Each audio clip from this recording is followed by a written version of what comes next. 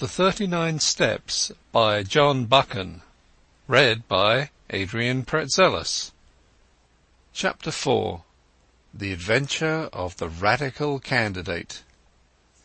You may picture me driving that 40-horsepower car for all she was worth over the crisp moor roads on that shining May morning, glancing back at first over my shoulder and looking anxiously to the next turning, then driving with a vague eye just wide enough awake to keep on the highway, for I was thinking desperately of what I had found in Scudder's pocket-book. The little man had told me a pack of lies. All his yarns about the Balkans and the Jew anarchists and the Foreign Office Conference were eyewash, and so was Karolides. And yet not quite, as you shall hear. I had staked everything on my belief in his story and had been let down. Here was his book telling me a different tale, and instead of being once bitten twice shy, I believed it absolutely. Why? I don't know. It rang desperately true, and the first yarn, if you understand me, had been in a queer way true also in spirit. The 15th day of June was going to be a day of destiny, a bigger destiny than the killing of a Dago. It was so big that I didn't blame Scudder for keeping me out of the game and wanting to play a lone hand. That, I was pretty clear, was his intention. He had told me something which sounded big enough, but the real thing was so immortally big that he, the man who had found it out, wanted it all for himself. I didn't blame him. It was risks, after all, that he was chiefly greedy about. The whole story was in the notes, with gaps, you understand, which he would have filled up from his memory. He stuck down his authorities too, and had an odd trick of giving them all a numerical value and then striking a balance which stood for the reliability of each stage in the yarn.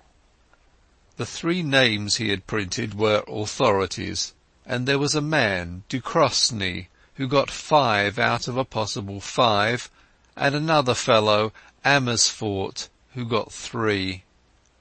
The bare bones of the tale were all that was in the book, that and one queer phrase which occurred half a dozen times inside brackets. 39 steps was the phrase, and at its last time of use it ran 39 steps. I counted them. High tide, 10:17 p.m. I could make nothing of that. The first thing I learned was that it was no question of preventing a war. That was coming as sure as Christmas, had been arranged, said Scudder, ever since February 1912. Karolides was going to be the occasion. He was booked all right, and was to hand in his cheques on June 14th, 2 weeks and 4 days from that May morning. I gathered from Scudder's notes that nothing on earth could prevent that. His talk of Epiroti guards that would skin their own grandmother was all billy-o. The second thing was that this war was going to come as a mighty surprise to Britain. Karolides' death would set the Balkans by the ears, and then Vienna would chip in with an ultimatum. Russia wouldn't like that, and there would be high words, but Berlin would play the peacemaker and pour oil on the waters, till suddenly she would find a good cause for a quarrel, pick it up, and in 5 hours let fly at us. That was the idea, and a pretty good one too. Honey and fair speeches, and then a stroke in the dark. While we were talking about the goodwill and good intentions of Germany, our coast would be silently ringed with mines, and submarines would be waiting for every battleship. But all this depended upon the third thing, which was due to happen on June 15th. I would never have grasped this if I hadn't once happened to meet a French staff officer coming back from West Africa, who had told me a lot of things. One was that, in spite of all the nonsense talked in Parliament, there was a real working alliance between France and Britain, and that the two general staffs met every now and then and made plans for joint action in time of war. Well, in June a very great swell was coming over from Paris, and he was going to get nothing less than a statement of the disposition of the British Home Fleet on mobilization.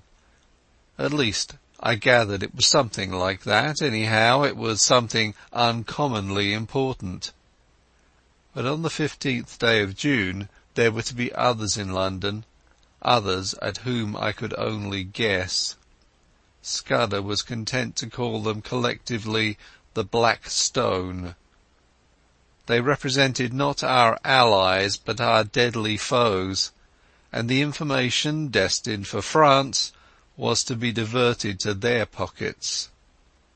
And it was to be used, remember, used a week or two later with great guns and swift torpedoes, suddenly in the darkness of a summer night. This was the story I had been deciphering in the back room of a country inn overlooking a cabbage garden. This was the story that hummed in my brain as I swung in the big touring car from glen to glen. My first impulse had been to write a letter to the Prime Minister, but a little reflection convinced me that that would be useless. Who would believe my tale?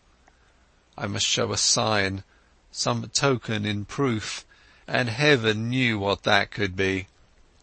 Above all, I must keep going myself, ready to act when things got riper, and that was going to be no light job with the police of the British Isles in full cry after me, and the watchers of the Black Stone running silently and swiftly on my trail. I had no very clear purpose in my journey, but I steered east by the sun, for I remembered from the map that if I went north I would come into a region of coal pits and industrial towns. Presently I was down from the moorlands and traversing the broad haugh of a river. For miles I ran alongside a park wall, and in a break of the trees I saw a great castle.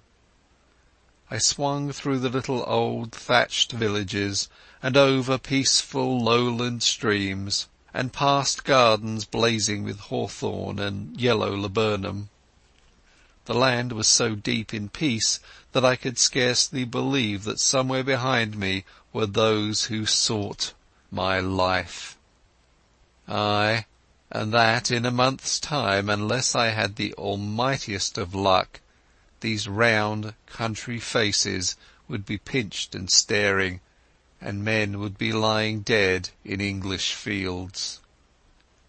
About midday I entered a long straggling village, and had a mind to stop and eat. Halfway down was the post office, and on the steps of it stood the postmistress and a policeman hard at work conning a telegram. When they saw me they wakened up, and the policeman advanced with a raised hand and cried on me to stop. I nearly was fool enough to obey. Then it flashed upon me that the wire had to do with me, that my friends at the inn had come to an understanding and were united in desiring to see more of me, and that it had been easy enough for them to wire the description of me and the car to 30 villages through which I might pass. I released the brakes just in time. As it was, the policeman made a claw at the hood, and only dropped off when he got my left in his eye. I saw that main roads were no place for me, and turned into the byways. It wasn't an easy job without a map, for there was the risk of getting into a farmyard and ending in a duck pond or a stable yard, and I couldn't afford that kind of delay. I began to see what an ass I had been to steal the car. The big green brute would be the safest kind of clue to me over the breadth of Scotland. If I left it and took to my feet, it would be discovered in an hour or two, and I would get no start in the race. The immediate thing to do was to get to the loneliest roads. These I soon found when I struck up a tributary of the big river and got into a glen which climbed over a pass. Here I met nobody, but it was taking me too far north, so I slewed east along a bad track and finally struck a big double-line railway. Away below me I saw another broadish valley, and it occurred to me that if I crossed it I might find some remote hostelry to pass the night. The evening was now drawing in, and I was furiously hungry, for I had eaten nothing since breakfast except a couple of buns I had brought from a baker's cart. Just then I heard a noise in the sky, and lo and behold, there was that infernal aeroplane, flying low, about a dozen miles to the south, and rapidly coming towards me. I had the sense to remember that on a bare moor I was at the aeroplane's mercy, and that my only chance was to get to the leafy cover of the valley. Down the hill I went like blue lightning, screwing my head round whenever I dared to watch that damned flying machine. Soon I was on a road between hedges and dipping to the deep-cut glen of a stream. Then came a bit of thick wood where I slackened speed. Suddenly on my left I heard the hoot of another car and realized to my horror that I was almost upon a couple of gate-posts through which a private road debouched onto the highway. My horn gave an agonized roar, but it was too late. I clapped on my brakes, but my impetus was too great, and there before me a car was sliding athwart my course. In a second there would have been a deuce of a wreck. I did the only thing possible, and ran slap into the hedge on the right, trusting to find something soft beyond. But there I was mistaken. My car slithered through the hedge like butter, then gave a sickening plunge forward. I saw what was coming, leapt on the seat, and would have jumped out, but a branch of hawthorn got me in the chest, lifted me up and held me, while a ton or two of expensive metal slipped below me, bucked and pitched, and then dropped with an almighty smash 50 feet to the bed of the stream. Slowly that thorn let me go. I subsided first on the hedge, and then very gently on a bower of nettles. As I scrambled to my feet, a hand took me by the arm, and a sympathetic and badly scared voice asked me if I were hurt. I found myself looking at a tall young man in goggles and a yellow ulster who kept on blessing his soul and whinnying apologies. For myself, once I got my wind back, I was rather glad than otherwise. This was one way of getting rid of the car. "My blame, sir," I answered him. "It's lucky that I did not add homicide to my follies. That's the end of my Scotch motor tour, but it might have been the end of my life." He plucked out a watch and studied it. "You're the right sort of fellow," he said. "I can spare a quarter of an hour, and my house is 2 minutes off. I'll see you clothed and fed and snug in bed. Where's your kit, by the way? Is it in the burn along with the car?" "It's in my pocket," I said, brandishing a toothbrush. "I'm a colonial and travel light." "A colonial?" he cried. "By gad, you're the very man I've been praying for. Are you by any chance a free trader?" "I am," said I, without the foggiest notion of what he meant. He patted my shoulder and hurried me into his car. 3 minutes later we drew up before a comfortable-looking shooting box set among pine trees, and he ushered me indoors. He took me first to a bedroom and flung half a dozen of his suits before me, for my own had been pretty well reduced to rags. I selected a loose blue serge, which differed most conspicuously from my own garments, and borrowed a linen collar. Then he haled me to the dining-room, where the remnants of a meal stood on the table, and announced that I had just 5 minutes to feed. You can take a snack in your pocket, and we'll have supper when we get back. I've got to be at the Masonic Hall at 8 o'clock, or my agent will comb my hair." I had a cup of coffee and some cold ham while he yarned away on the hearthrug. "You find me in the deuce of a mess, Mr. By the by, you haven't told me your name. Twisden? Any relation to old Tommy Twisden of the 60th? No? Well, you see, I am Liberal candidate for this part of the world, and I had a meeting on tonight at Brattleburn. That's my chief town, and an infernal Tory stronghold. I had got the Colonial ex-Premier fellow, Crumpleton, coming to speak for me tonight, and had the thing tremendously billed, and the whole place ground-baited. This afternoon I got a wire from the ruffian, saying he has got influenza at Blackpool, and here I am, left to do the whole thing myself. I had meant to speak for 10 minutes, and must now go on for 40, and though I've been racking my brains for 3 hours to think of something, I simply cannot last the course. Now you've got to be a good chap and help me. You're a free trader, and can tell our people what a wash-out protection is in the colonies. All you fellows have the gift of the gab. I wish to heaven I had it. I'll be for evermore in your debt." I had very few notions about free trade one way or the other, but I saw no other chance to get what I wanted. My young gentleman was far too absorbed in his own difficulties to think how odd it was to ask a stranger who had just missed death by an ace, and who had lost a 1,000-guinea car, to address a meeting for him on the spur of the moment. But my necessities did not allow me to contemplate oddness or to pick and choose my supports. "All right," I said. "I'm not much good as a speaker, but I'll tell them a bit about Australia." At my words the cares of the ages slipped from his shoulders, and he was rapturous in his thanks.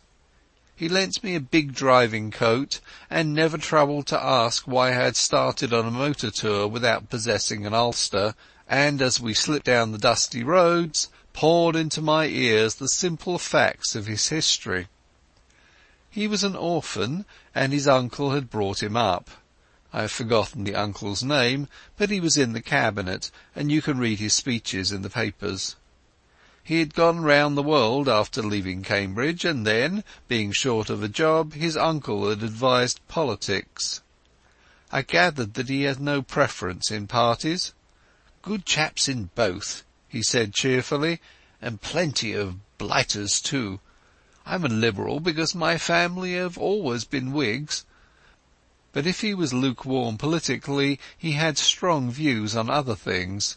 He found out that I knew a bit about horses, and jawed away about the Derby entries, and he was full of plans for improving his shooting.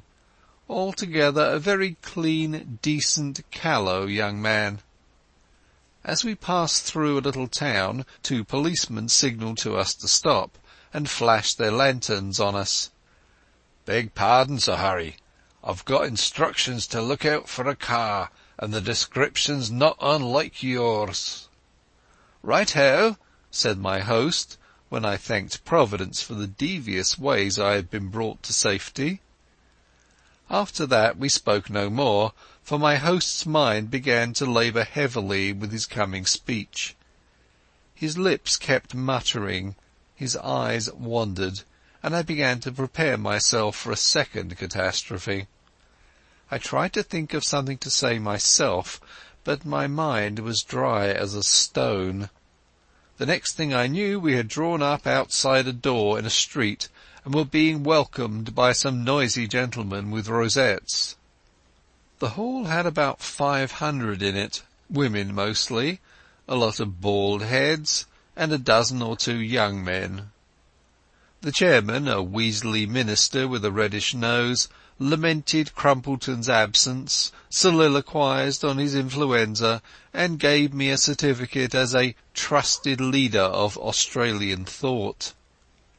There were 2 policemen at the door, and I hoped they took note of that testimonial.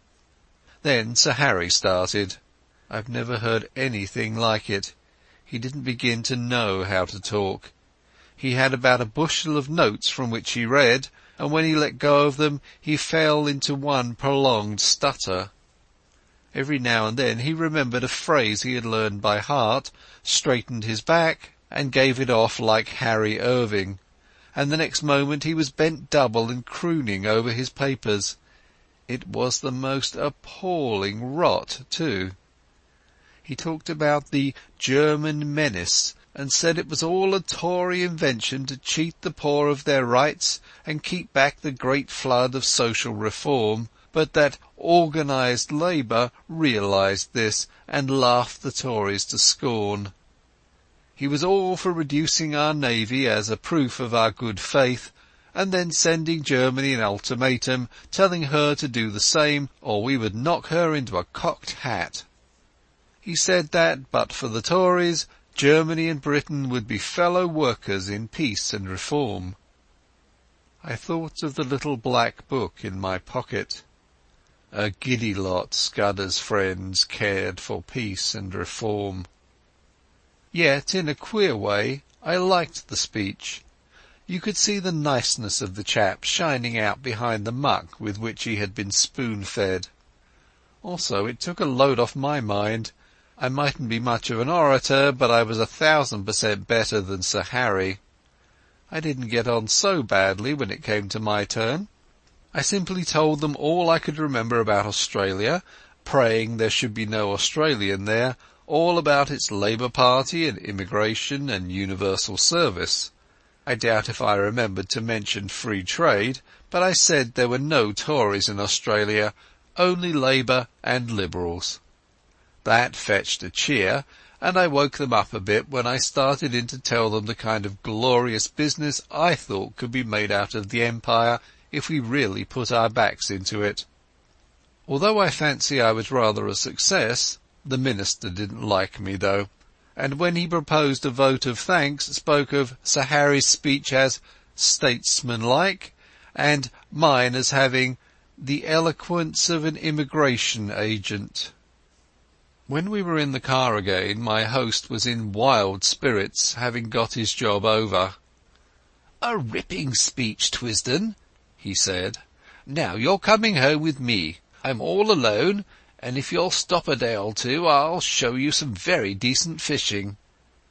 We had a hot supper, and I wanted it pretty badly, and then drank grog in a big cheery smoking room with a crackling wood fire. I thought the time had come for me to put my cards on the table. I saw by this man's eye that he was the kind you can trust. "Listen, Sir Harry," I said, "I've got something pretty important to say to you. You're a good fellow, and I'm going to be frank. Where on earth did you get that poisonous rubbish you talked last night?" His face fell. "Was it as bad as that?" he asked ruefully. "It did sound rather thin. I got most of it out of the Progressive magazine and pamphlets that agent chap of mine keeps sending me. But surely you don't think Germany would ever go to war with us?" "Ask that question in 6 weeks and it won't need an answer," I said. "But if you'll give me your attention for half an hour, I'm going to tell you a story." I can see yet that bright room with the deers' heads and the old prints on the walls, Sir Harry standing restlessly on the stone curb of the hearth, and myself lying back in an armchair, speaking. I seemed to be another person, standing aside and listening to my own voice, and judging carefully the reliability of my tale. It was the first time I had ever told anyone the exact truth, so far as I understood it, and it did me no end of good, for it straightened out the thing in my own mind. I blinked no detail. He heard all about Scudder and the milkman and the notebook and my doings in Galloway. Presently he got very excited and walked up and down the hearthrug. "So you see," I concluded, "you have got here in your house the man that is wanted for the Portland Place murder. Your duty is to send your car for the police and give me up. I don't think I'll get very far. There'll be an accident, and I'll have a knife in my ribs in an hour or two after arrest. Nevertheless, it's your duty as a law-abiding citizen.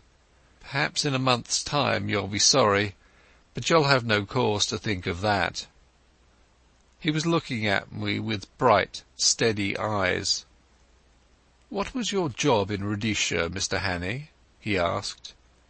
"Mining engineer," I said. "I made my pile cleanly, and I've had a good time in the making of it. Not a profession that weakens the nerves, is it?" I laughed. "Oh, as to that, my nerves are good enough." I took down a hunting knife from a stand on the wall and did the old Mashona trick of tossing it and catching it in my lips. That wants a pretty steady heart. He watched me with a smile. "I don't want proofs. I may be an ass on a platform, but I can size up a man. You're no murderer, and you're no fool, and I believe you are speaking the truth. I'm going to back you up. Now, what can I do?" "First, I want you to write a letter to your uncle. I've got to get in touch with the government people some time before the 15th of June. He pulled his moustache. "That won't help you. This is Foreign Office business, and my uncle would have nothing to do with it. Besides, you'll never convince him. No, I'll go one better.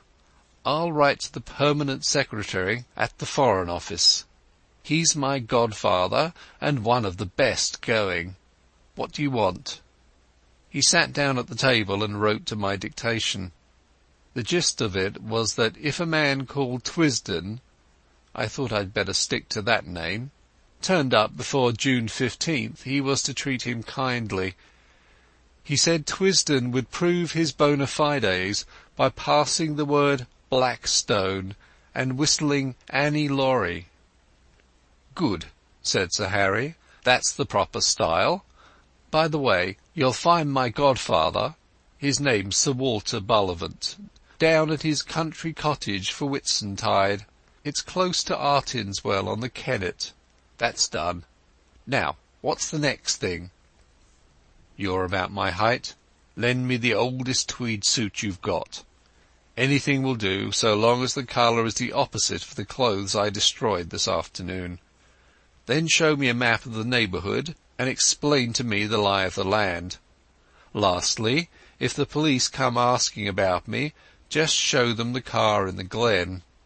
If the other lot turn up, tell them I caught the South Express after your meeting." He did, or promised to do, all these things. I shaved off the remnants of my moustache and got inside an ancient suit of what I believe is called heather mixture. The map gave me some notion of my whereabouts and told me the two things I wanted to know: where the main railway to the south could be joined, and what were the wildest districts near at hand. At 2 o'clock he wakened me from my slumber in the smoking-room armchair and led me blinking into the dark starry night. An old bicycle was found in a tool shed and handed over to me. "First turn to the right up by the long fir wood," he enjoined. "By daybreak you'll be well into the hills. Then I should pitch the machine into a bog and take to the moors on foot. You can put in a week among the shepherds and be as safe as you were in New Guinea." I pedalled diligently up steep roads of hill gravel till the skies grew pale with morning. As the mists cleared before the sun, I found myself in a wide green world of glens falling on every side, and a far-away blue horizon. Here, at any rate, I could get early news of my enemies. Chapter 4